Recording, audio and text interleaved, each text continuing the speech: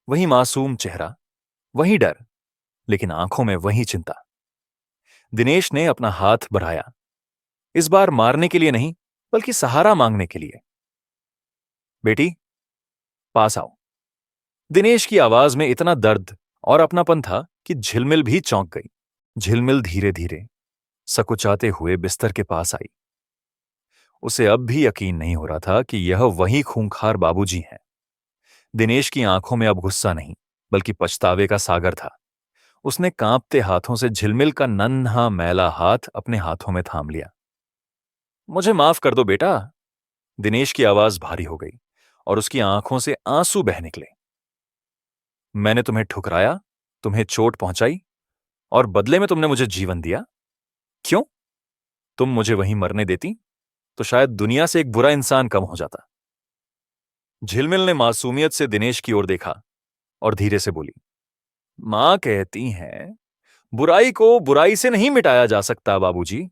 अंधेरे को सिर्फ रोशनी ही मिटा सकती है। और फिर अगर मैं आपको छोड़ देती तो मुझ में और आप में क्या फर्क रह जाता? झिलमिल के इन सरल शब्दों ने दिनेश की आत्मा को झकझोर कर रख दिया। उसे लगा जैसे किसी ने उसे आईना दिखा दिया हो। वह जीवन भर जिस सफलता, जिस रुतबे के पीछे भागता रहा, वह सब आज इस बच्ची के संस्कारों के आगे बौना साबित हो गया था। उसे समझ आ गया कि असली अमीर वह नहीं जिसके पास बंगला गादी है, बल्कि असली अमीर वह है जिसका दिल इतना बद्धा है कि वह अपने दुश्मन को भी माफ कर सके। दिनेश ने अपने आंसुओं को पोंछा और एक दृढ़ निश्चय के साथ झिलमिल की ओर देखा। तुम्हारी मां, मुझे उनसे मिलना है, आज ही, अभी। डॉक्टरों के मना करने के बावजूद दिनेश ने डिस्चार्ज लेने की जिद की। वह व्हील चेयर पर था, लेकिन उसकी आत्मा अब अपने पैरों पर खड़ी हो चुकी थी।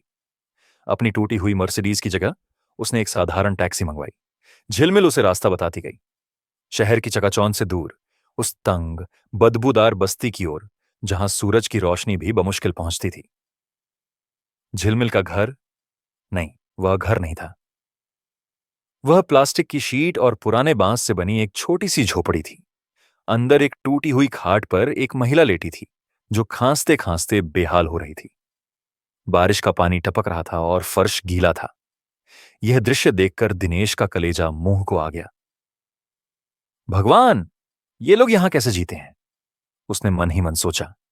उसे शर्मिंदगी महसूस हुई कि वह एयर कंडीशन्ड कमरों में बैठकर दुनिया की समस्याओं पर बद्धी बद्धी बातें करता था, जबकि असली संघर्ष तो यहां था। झिलमिल दौड़ कर अपनी मां के पास गई और उन्हें दबा दी। मां, देखो, बाबूजी आए हैं। उसकी मां ने कमजोर आंखों से दिनेश की ओर देखा और हाथ चौधाने की कोशिश की। बाबूजी, मेरी बेटी ने कोई गलती तो नहीं की? माफ कर देना, नादान है। दिनेश आगे बढ़ा और झिलमिल की मां के पैर छू लिए। नहीं मां जी, दिनेश ने रुंधे गले से कहा, गलती आपकी बेटी ने नहीं, मैंने की थी। मैं जीवन भर अंधा था। आपकी बेटी ने आज मेरी आंखें खोल दी। आपने इसे जन्म नहीं दिया, आपने एक देवी को पाला है। बस्ती के लोग, जो अक्सर अमीर लोगों को हिकारत से देखते थे, आज हैरान होकर देख रहे थे कि एक सूट बूट वाला अमीर आदमी एक गरीब झोपड़ी में जमीन पर बैठकर हाथ चोथा रहा था। दिनेश ने झिलमिल के सिर पर हाथ रखा। झिलमिल, अब से तुम फूल नहीं बेचोगी और न ही तुम यहां रहोगी। आज से तुम मेरी बेटी हो। मेरा घर, मेरा परिवार, मेरी दौलत, सब तुम्हारा है। मैं तुम्हें वो सब दूंगा जो एक पिता अपनी बेटी को देता है। झिलमिल को कुछ समझ नहीं आ रहा था, लेकिन उसकी मां की आंखों में कृतज्ञता के आंसू थे। एक अनजाने रिश्ते की डोर आज उस झोपड़ी में बंध गई थी। 12 साल बीत गए। समय के साथ मुंबई शहर बदल गया। इमारतें और ऊंची हो गईं, लेकिन उस पुरानी घटना की नींव पर खद्दी एक इमारत आज सबसे अलग चमक रही थी। शहर के सबसे प्रतिष्ठित ऑडिटोरियम में हजारों लोग जमा थे। तालियों की गड़गड़ाहट गूंज रही थी। मंच पर माइक के सामने एक 22 वर्षीय युवती खद्दी थी, आत्मविश्वास से भरी, शिक्षित और शालीन। उसने एमबीए में गोल्ड मेडल हासिल किया था। यह वही झिलमिल थी। सामने की कतार में बैठे दिनेश मल्होत्रा के बाल अब पूरी तरह सफेद हो चुके थे, चेहरे पर झुर्रियां थीं, लेकिन उनकी आंखों में जो सुकून और चमक थी, वह 12 साल पहले की उस अहंकारी चमक से बिल्कुल अलग थी। आज वे शहर के क्रूर टाइकून नहीं, बल्कि मसीहा के नाम से जाने जाते थे। उनकी आंखों से गर्व के आंसू छलक रहे थे। झिलमिल ने माइक संभाला और हॉल में सन्नाटा छा गया।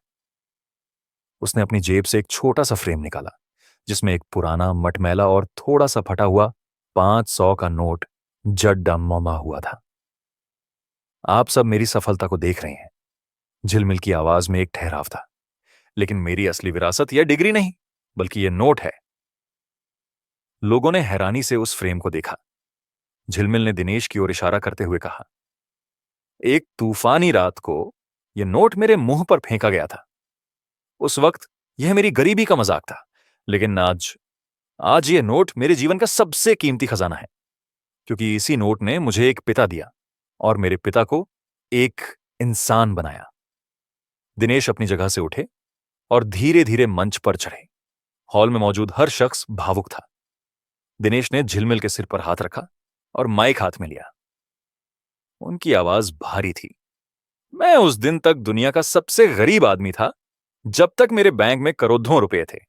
असली अमीर तो मैं उस दिन बना जब इस बेटी ने, जिसका मैंने अपमान किया था, मुझे मौत के मुंह से खींच निकाला। दोस्तों, याद रखना, कफन में जेब नहीं होती, लेकिन कर्मों का खाता साथ जाता है। ऊपर वाला यह नहीं पूछेगा कि तुमने कितनी मर्सिडीज खरीदी, वह पूछेगा कि तुमने कितने आंसू पहुंचे। झिलमिल की मां का कुछ साल पहले बीमारी से देहांत हो गया था, लेकिन जाते जाते उन्होंने अपनी बेटी को एक सुरक्षित भविष्य और दिनेश को एक मकसद दे दिया था। आज दिनेश और झिलमिल मिलकर आशा फाउंडेशन चलाते थे, जो गरीब बच्चों को मुफ्त शिक्षा और बेसहारा बुजुर्गों को आसरा देता था। उस हादसे ने यह साबित कर दिया था कि वक्त का पहिया कब घूम जाए, कोई नहीं जानता। जिस हाथ को हम आज हिकारत से झटकते हैं, कल वही हाथ हमें खाई में गिरने से बचा सकता है। कहानी का अंत एक सुखद तस्वीर के साथ हुआ। बारिश फिर से हो रही थी, लेकिन आज वह बारिश डरावनी नहीं थी। दिनेश और झिलमिल ऑडिटोरियम से बाहर निकले। एक छोटा बच्चा बारिश में भीगता हुआ उनके पास आया और फूल बेचने की कोशिश की। इस बार दिनेश ने उसे दुत्कारा नहीं। उन्होंने झुककर उस बच्चे को गोद में उठाया, उसके सारे फूल खरीदे और झिलमिल की तरफ देखकर मुस्कुराए। कर्म का चक्र पूरा हो चुका था। अहंकार हार गया था और इंसानियत जीत गई थी। अच्छाई कभी व्यर्थ नहीं जाती, वह लौट कर आती है कई गुना होकर, और यही जीवन का सबसे बड़ा सत्य है।